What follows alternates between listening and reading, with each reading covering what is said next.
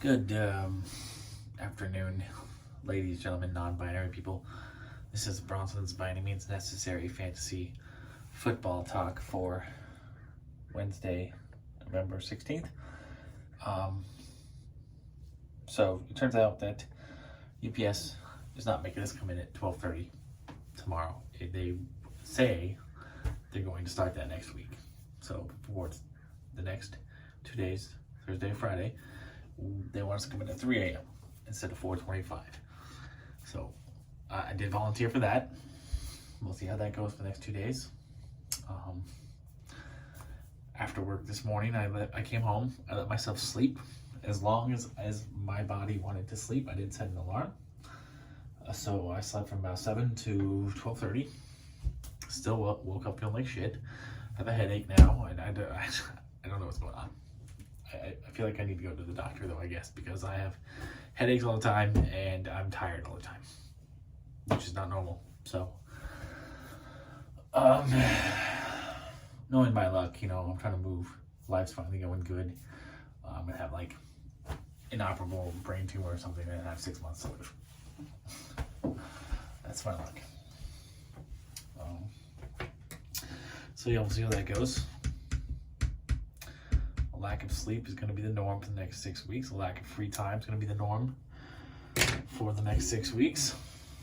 It looks like I may not be getting an apartment that I thought I was getting in Tucson because they want me to sign a lease now, which is fine. I'll sign the lease now. But they want me to pay a deposit within 3 days. And I can't, that's impossible. $800 deposit in 3 days? Can't do it. That's a whole paycheck, and I'm behind because of the car problems I was having. I can't do it, so it's not gonna happen.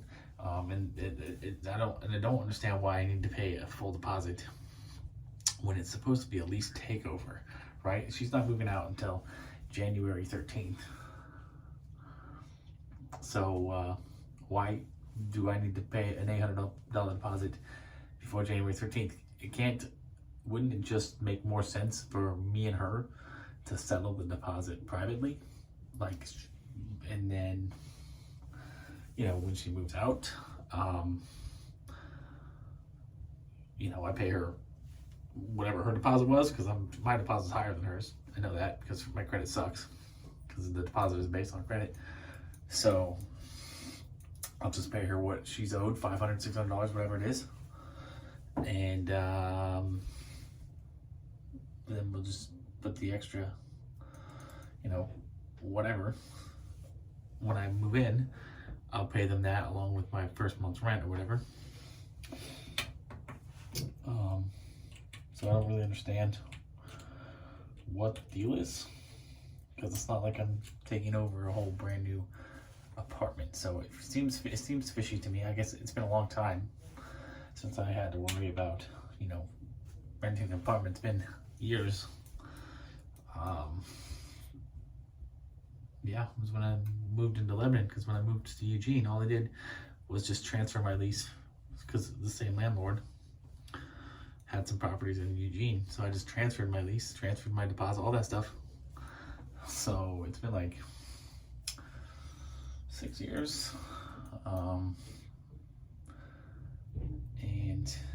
And that wasn't a lease takeover. That was me getting approved and moving in. So it was different. I've never done a lease takeover before, but I feel like her and I should be able to settle the deposit privately and not have to go through the rental company and me not have to give them $800 right now. So she's giving me till next Monday, or until this Monday, and I told her that's not gonna happen. So she's probably gonna find someone else. And my friend was supposed to go do a tour of another complex for me because I'm not there to do it, but she's having medical problems of her own and she hasn't been able to do it, so I don't know what I'm gonna do. Besides, this apartment that I was supposed to take was supposed to be $900 a month in rent, and it quickly became over $1,000 because I have to have renter's insurance, I have to pay for parking, and then all this stuff put it over $1,000. It's like, I don't want to deal with this anymore. It was supposed to be $900. I don't believe in paying for insurance. Insurance is a scam. I only pay for auto insurance because it's illegal if I don't. But I'm pretty sure there's no law on the books that says I have to pay for renter's insurance. It's just a complex rule, and so I don't really want to do it until it's a state law or a federal law that's going to get me end up in jail or having to pay a fine for not having insurance. That's the only way I'm ever going to have any insurance of any sort, or unless my job, UPS pays for my health insurance and dental insurance, stuff like that I don't have to pay for. Fine. But I'm not going to pay for it myself because it's a scam. And it's a legalized scam. Unregulated, legalized scam.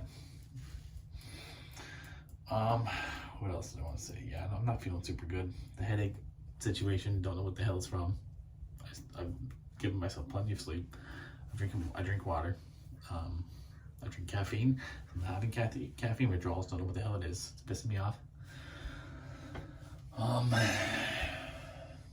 So yeah, don't know how much sleep I'm gonna get before I go into work at 3 a.m. because I usually am Ubering till midnight, 12:30, and then I like to stay up for at least an hour after I'm done to ensure I get all my tips, so I know exactly where I stand at the end of every day. Because you have to wait.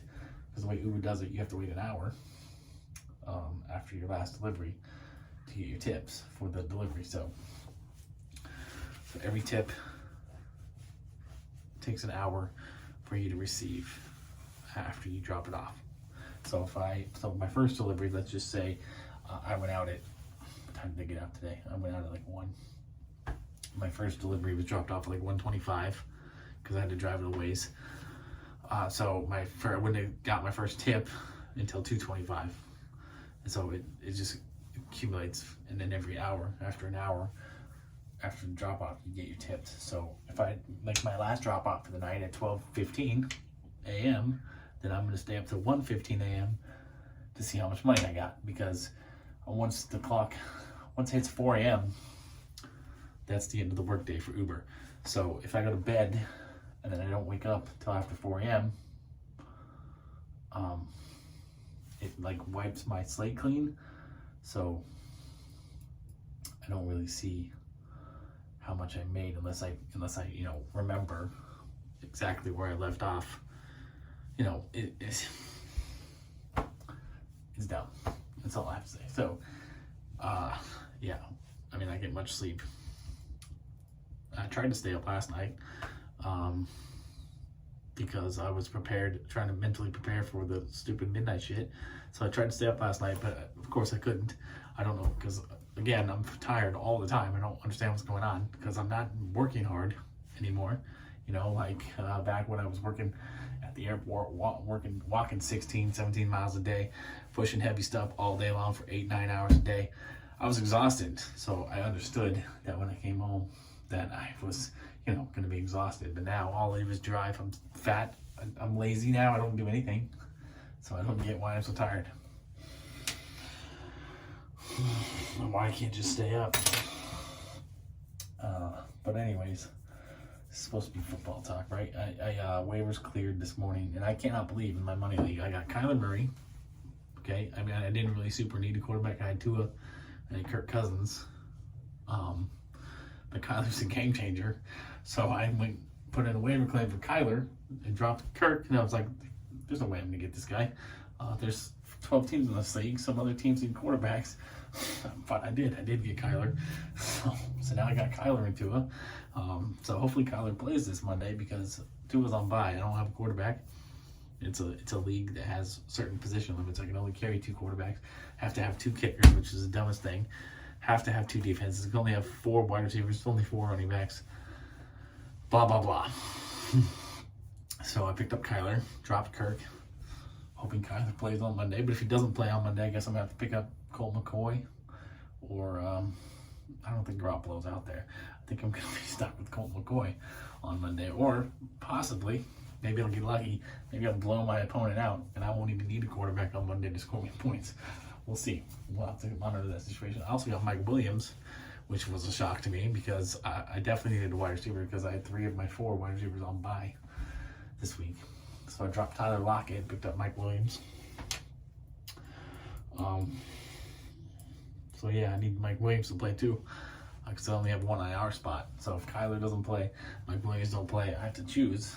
And I don't have the depth this week to cover both of them being out. So, but I just need one of them to play, and then the other one, if they don't play, I can move to the IR, pick up somebody else on Saturday night to go in there and play for me.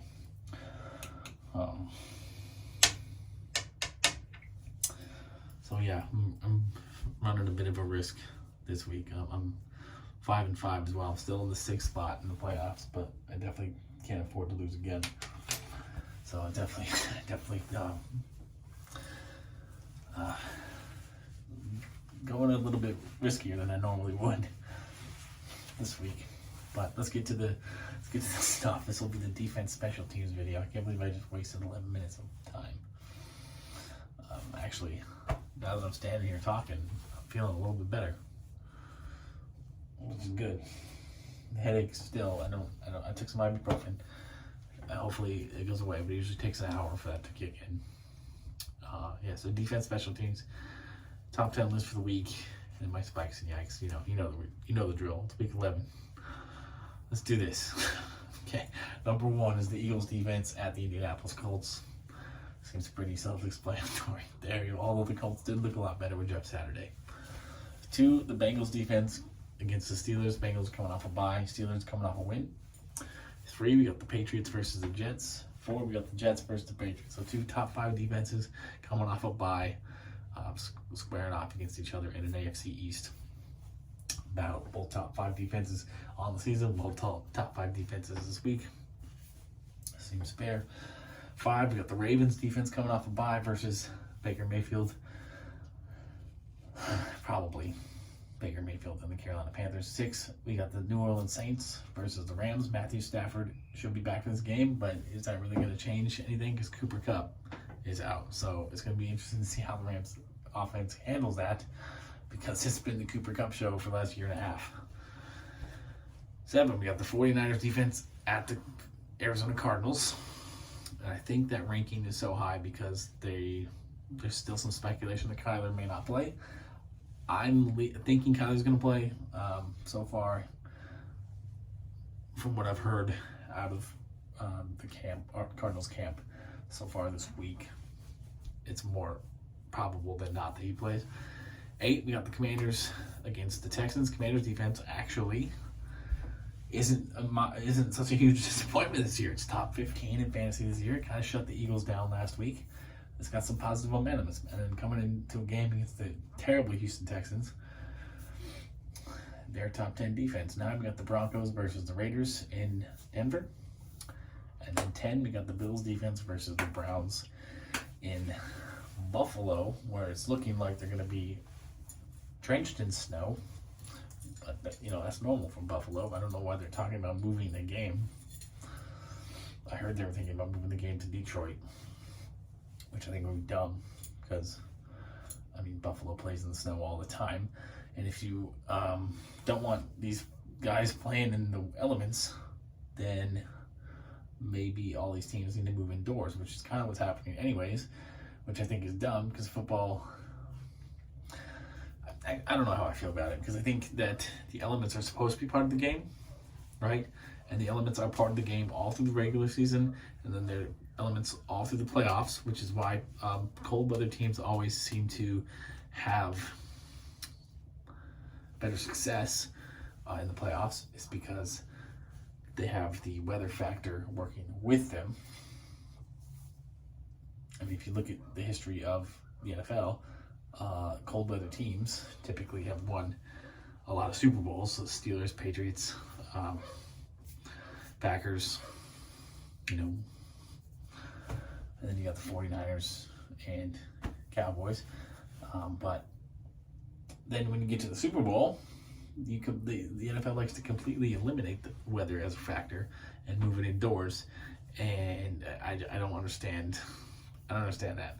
And then when it comes to my Vikings, when we used to play outside, teams would have to come to Minnesota in January in the cold and they lose, right? So the Vikings went to the Super Bowl 4 times back when they played outside at the old Metropolitan Stadium.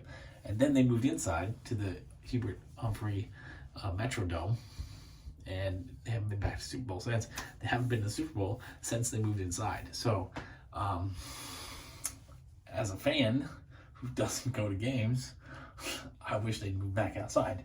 But as someone who knows how cold it gets in Minnesota in January, as a fan, I wouldn't want to be sitting outside in that. So I understand why a lot of these teams are moving indoors, especially since if teams want to host a Super Bowl, they have to move inside. That's why the Titans are getting a dome stadium, because they want to host a Super Bowl, which I don't understand why a city like Nashville, it can't possibly get that cold there. It's in the South. Tennessee is the South. Nashville is a party town. Nashville would be a great Super Bowl site with or without a dome stadium.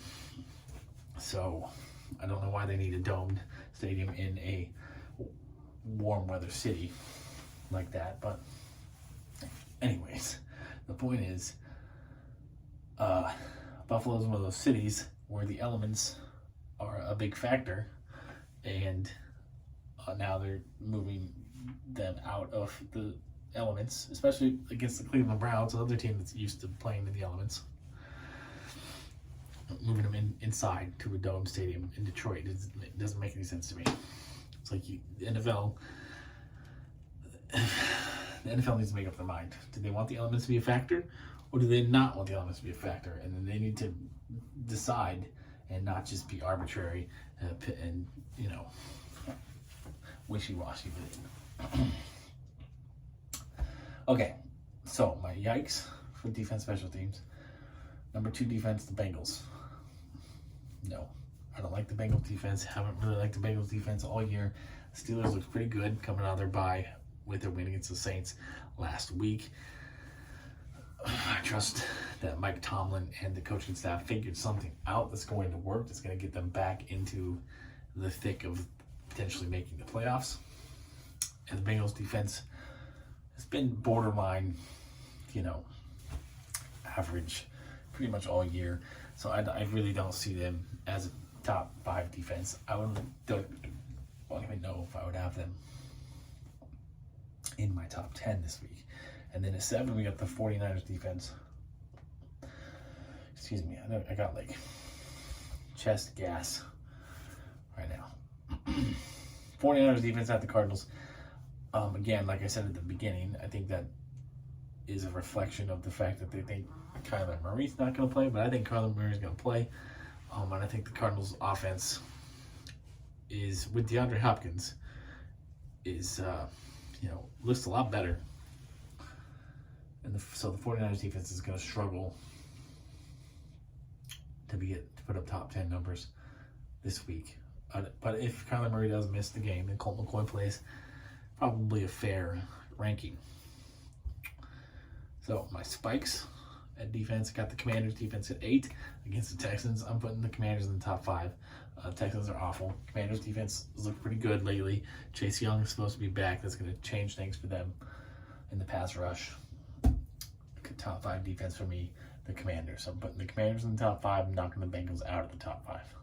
A couple other defenses outside the top 10 to consider this week. Both defenses that are playing tomorrow. We got the Packers and the Titans. Packers are at 12, Titans at 13. I don't know why this damn phone will not stay straight.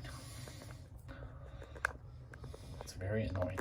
This tripod, I thought was a cool idea when I bought it, because it's supposed to be a selfie stick too, but the selfie stick, the button down here does not do anything. It's completely worthless. Or maybe I just don't know how to use it. But yes, Packers at 12, Titans at 13. Both of those defenses could be a good, useful defenses for you this week, as both of those offenses are struggling. So yeah, especially the Titans don't throw the ball at all, really. And the Packers, they looked okay with Christian Watson last week, but how can you really expect that to be, consistent moving forward? I don't know. Titans defense has been okay this year, So both okay defenses against not so great offenses. I would lean more towards the defenses being better than the offenses this week as well. So that's it. Defense, special teams. I'll get to QBs and tight ends later on after this uploads, probably pretty shortly after that. And then I'm trying to get as much done in the next couple hours as I can, because I ended up, like I said, I got a late start, missed most of lunch, so I worked from 1 until about 4, which is typically the 2:30 to 4 are not very lucrative hours, and then they weren't. I had I got 6 deliveries in 3 hours, so it wasn't great. So definitely gonna need to have a good dinner time, a good late night, and considering going to the Blazers game tomorrow to watch the Nets and Kevin Durant. The tickets are so freaking outrageous. It's like just for high-end nosebleed, way up at the top. It's like over $40. And then there's the Saturday game, the Jazz versus the Blazers, 2 surprisingly really good teams. I kind of want to go to that game, and I might be going with a group of people as well. But we're trying to find tickets for like 3 or 4, and that's proving to be really difficult. For a reasonable price anyways. Single tickets fine, 2 tickets fine, but 3 or 4 more than 2, we're having trouble trying to keep everybody together in that one. So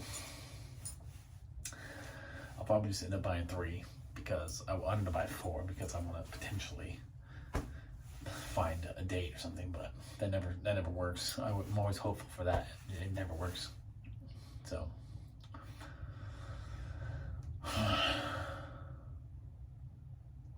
but it might be easier to find tickets if I buy 4 instead of just 3, because even numbers typically work better, because most people buy tickets 2 at a time.